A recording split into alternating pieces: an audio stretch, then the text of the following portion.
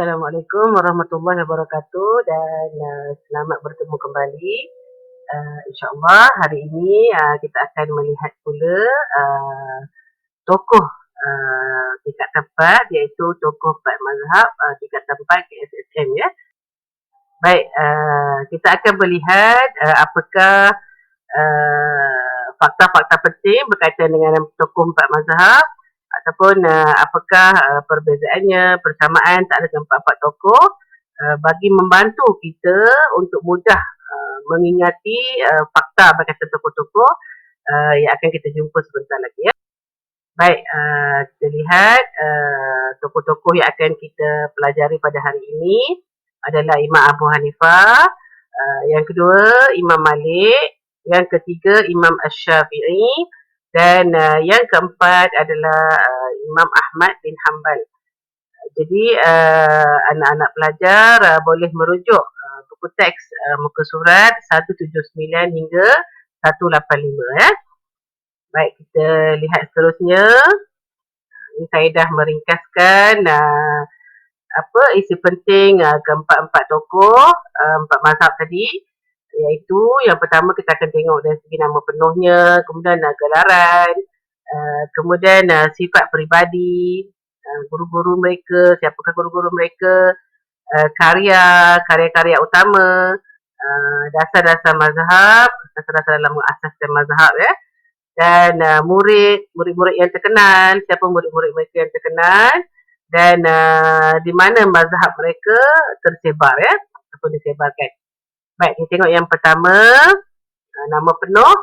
Kalau Imam Abu Hanifah, An-Nu'man bin Thabit, mudah je kita nak ingat sebenarnya.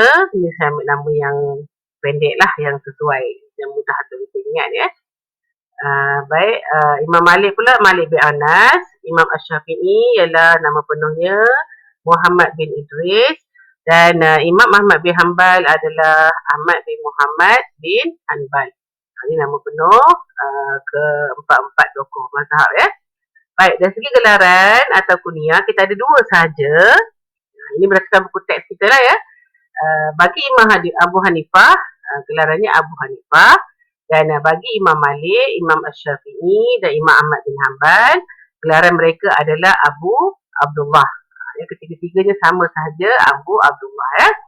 Baik, kita pergi kepada sifat peribadi. Ada yang sama, ada yang berbeza.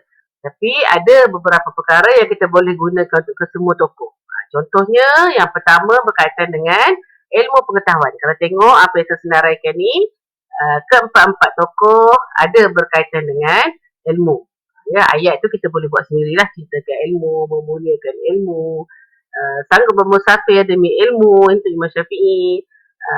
Dan bagi Imam Ahmad bin Hanbal suka menuntut ilmu. Keempat-empat ni adalah berkaitan dengan ilmu. Jadi salah satu sifat peribadi yang mesti kita ingat ialah ilmu ya. Baik, sebab dia merangkumi empat-empat tokoh. Baik, kita tengok kuat beribadah pula yang kedua. Kuat beribadah sebenarnya memang keempat-empat tokoh lah, semua tokoh ni kuat beribadah ya. Cuma dalam yang disenaraikan dalam buku teks kita, bagi kuat beribadah ni ada dalam Imam Abu Hanifah, ada juga Imam Asy-Syafi'i, dan ada juga Imam Ahmad bin Hanbal. Jadi kalau kita ingat dua sahaja pun dah memadai lah untuk kita menjawab soalan dua markah ya. Contoh soalan nyatakan dua sifat peribadi Imam Abu Hanifah. Contohnya yang pertama kita jawab memuliakan ilmu, yang kedua kita jawab kuat beribadah. Sama juga kalau sifat peribadi Imam Asy-Syafi'i, musafir mencari ilmu pengetahuan juga, dan kuat beribadah. Kalau Imam Ahmad bin Hanbal pula suka menuntut ilmu dan kuat beribadah. Jadi dua benda ni yang kita ingat, ilmu dan beribadah ni dah boleh menjawab soalan untuk tiga tokoh. Imam Abu Hanifah, Imam Asy-Syafi'i, dan juga Imam Ahmad bin Hanbal. Baik ya. Kemudian kita tengok pemurah pula. Pemurah ada kepada dua tokoh kan. Ya. Yang pertama Imam Abu Hanifah, yang kedua Imam Asy-Syafi'i. Ya. Dua-dua tokoh ni ada. Jadi yang tambahan bagi tokoh-tokoh lain kalau kita nak menambah lagi.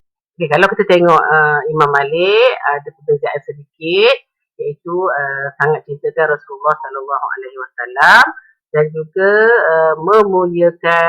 sangat memuliakan majlis pengajian. Ini tambahan untuk Imam Malik. Dan bagi Imam Ahmad bin Hanbal ada satu yang berbeza dengan 3 tokoh yang lain, iaitu mempunyai sifat pemaaf. Baik ya. Jadi kesimpulannya untuk sifat peribadi ni sekurang-kurangnya bila kita dah mengingat dua fakta, contoh ilmu pengetahuan, sifat beribadah, kita dah dapat jawab untuk ketiga-tiga tokoh. Kalau ilmu ni kita dah dapat jawab untuk keempat-empat sekali tokoh. Ya, jadi pelajar boleh pilih lah. Anak pelajar boleh pilih mana yang mudah diingat. Ya. Baik, kita teruskan dengan guru. Bagi keempat-empat tokoh ni memang ramailah guru ya. Cuma ini yang terkenal lah, yang mudah kita ingat, yang disenaraikan dalam buku teks kita ya. Bagi Imam Abu Hanifah, gurunya adalah Hamad bin Abi Sulaiman. Ya. Bagi Imam Malik, Nafi' al-Madani. Dan bagi Imam Asy-Syafi'i, gurunya adalah Imam Malik. Ini mudah kita nak ingat.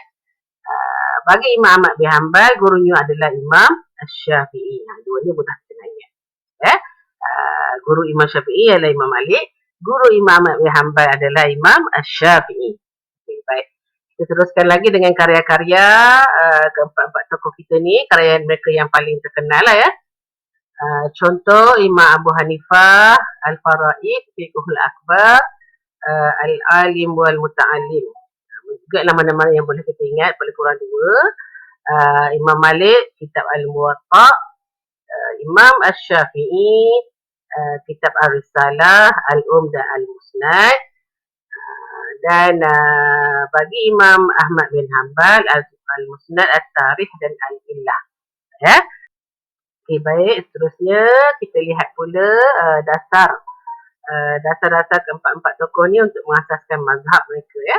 Baik, yang pertama kita tengok Imam Abu Hanifah berdasarkan fatwa para sahabat, merujuk pada fatwa para sahabat, qiyas, istihsan, ijma' dan juga uruf. Dan bagi Imam Malik, amalan penduduk Madinah, qiyas dan juga masalihul mursalah. Ya. Bagi Imam Asy-Syafi'i, ijma', qiyas dan istidlal. Dan bagi Imam Ahmad bin Hanbal, fatwa para sahabat, qiyas dan juga istihsan. Ini adalah dasar yang digunakan pakai dalam menetapkan sesuatu hukum ya. Baik, kita tengok yang seterusnya murid. Bagi Imam Abu Hanifah, muridnya yang terkenal adalah Imam Abu Yusuf. Dan bagi Imam Malik, Imam Asy-Syafi'i. Bagi Imam Asy-Syafi'i, murid yang terkenal adalah Imam Ahmad bin Hanbal. Dan bagi Imam Ahmad, murid yang terkenal adalah Imam Hasan bin Musa. Jadi keempat-empat ni adalah antara anak-anak murid yang terkenal di kalangan imam-imam tokoh empat mazhab ya. Baik, kita tengok pula penyebaran mazhab. Bagi Imam Abu Hanifah, mazhabnya ialah mazhab Hanafi. Yang ini tersebar di seluruh Asia Tenggara. Bagi Imam Abu Hanifah, mazhabnya adalah mazhab Hanafi dan tersebar seluruh Asia Tengah dan juga Eropah. Ya. Bagi Imam Malik, mazhabnya ialah mazhab Maliki, tersebar di Mesir, Andalus, Tunisia dan juga Afrika. Dan bagi Imam Asy-Syafi'i pula, dengan mazhabnya mazhab Syafi'i, yang ini tersebar di Mesir, Iraq, Parsi, Syria, Malaysia, Indonesia dan juga China. Ya. Dan bagi Imam Ahmad bin Hanbal dengan mazhab Hanbali, tersebar di Baghdad dan juga di Mesir. Ya. Baik, jadi berdasarkan analisis yang kita buat ni, kita nampak lebih jelaslah mana-mana fakta yang boleh kita gunakan bersama. Contoh sifat peribadi tadi ada yang sama, gelaran tadi, 3 tokoh ni sama saja gelarannya. Dasar-dasar untuk mengasaskan mazhab tadi, qiyas, semuanya ada keempat-empat tokoh ya. Jadi mudah ataupun dapat membantu kita untuk menjawab soalan-soalan yang berkaitan ya. Baik, kita lihat seterusnya bagaimana cara kita nak mengingat fakta-fakta ni ya, fakta-fakta penting berkaitan dengan tokoh empat mazhab ini. Kita pilih beberapa perkara yang ada persamaan ataupun yang mudah kita nak ingat ya, fakta-faktanya. Yang pertama gelaran, yang kedua sifat peribadi, yang ketiga dasar dalam mengasaskan mazhab, dan yang keempat anak murid. Bagi keempat-empat tokoh tadi. Baik, kita tengok Imam Abu Hanifah. Gelaran gelaran ada dua tadi kan. Imam Abu Hanifah satu dan juga Abu Abdullah. Kita tengok Imam Abu Hanifah, gelaran Abu Hanifah ni kepada AH ni saya ringkaskan Abu Hanifah lah Imam Abu Hanifah. Dan kita tengok gelaran Abu Abdullah kepada Imam Malik. M ialah Imam Malik. Imam Asy-Syafi'i, SY ialah mewakili Syafi'i. Dan A adalah mewakili Imam Ahmad bin Hanbal. Jadi mudah bila kita buat macam ni, kita nampak mudah lah. Gelaran tadi ada dua sahaja gelaran yang kita kena ingat. Untuk empat-empat mazhab ni dua je gelaran yang kita kena ingat kan. Okey, yang pertama Abu Hanifah, yang kedua Abu Abdullah. Abu Hanifah gelaran untuk Imam Abu Hanifah. Abu Abdullah pula gelaran untuk ketiga-tiga tokoh yang lain tadi. Imam Malik, Imam Asy-Syafi'i dan juga Imam Ahmad. Baik, kita tengok pula yang kedua, iaitu sifat peribadi. Ilmu pengetahuan tadi. Yang pertama ilmu pengetahuan, yang kedua kuat beribadah, yang ketiga cinta Rasul. Okey, kita tengok dulu ilmu pengetahuan. Ilmu pengetahuan ada pada keempat-empat tokoh. Ada pada Imam Abu Hanifah, Imam Malik, Imam Syafi'i dan juga Imam Ahmad. Ingat yang pertama ilmu pengetahuan dari keempat-empat tokoh ni ada Baik, kuat beribadah ada kepada tiga tokoh. AH ialah Abu Hanifah, SY ialah Syafi'i, A ialah Ahmad. Jadi untuk ingat dua ni pun kita dah boleh jawab soalan sifat peribadi hampir ke semua tokoh. Baik, kita lihat cinta Rasul. Ini yang berbeza dengan yang lain tadi kan. Okay. So cinta Rasul ni hanya ada kepada Imam Malik sahaja di bawah sifat peribadi tadi Baik. Kita teruskan dengan dasar-dasar yang digunakan dalam mengasaskan mazhab. Iaitu kita ada tadi yang hampir sama, qiyas, ijma', fatwa, sahabat dan amalan penduduk Madinah. Baik, kita tengok qiyas. Qiyas kepada Imam Abu Hanifah, Imam Malik, Imam Asy-Syafi'i dan juga Imam Ahmad. Ini yang digunakan pakai maknanya kalau kita ingat qiyas ni dah merangkumi keempat-empat tokoh. Baik, kita tengok ijma', Imam Abu Hanifah, Imam Abu Hanifah, kemudian Imam Asy-Syafi'i. Dan kita tengok fatwa sahabat, Imam Abu Hanifah dan juga Imam Ahmad. Dan penduduk Madinah ialah Imam Malik. Jadi kalau kita tengok sini yang warna hijau ni ada dua lah. Qiyas, amalan penduduk Madinah. Hitam juga ada dua untuk Imam Ahmad. Iaitu qiyas dan juga fatwa sahabat. Bagi Imam Abu Hanifah ada tiga, iaitu qiyas, ijma' dan juga fatwa sahabat. Bagi Asy-Syafi'i, Imam Asy-Syafi'i ada dua, qiyas dan juga ijma'. Kalau kita buat perkelasan macam ni, kita lihat, kita perhatikan, kita hayati, insyaAllah kita akan ingat. Lebih mudah untuk mengingat. Baik, kita tengok anak murid pula. Anak murid kepada keempat-empat tokoh. Dengan nama anak murid keempat-empat tokoh. Baik, kita tengok AMSYA, Amsyah dengan Yusyah. Amsyah dengan Yusyah. Okay, warna mempengaruhi lah Warna ni ada sebab saya buat warna yang berbeza. So A ni adalah untuk Imam Abu Hanifah. M adalah untuk Imam Malik. SY adalah untuk Imam Syafi'i.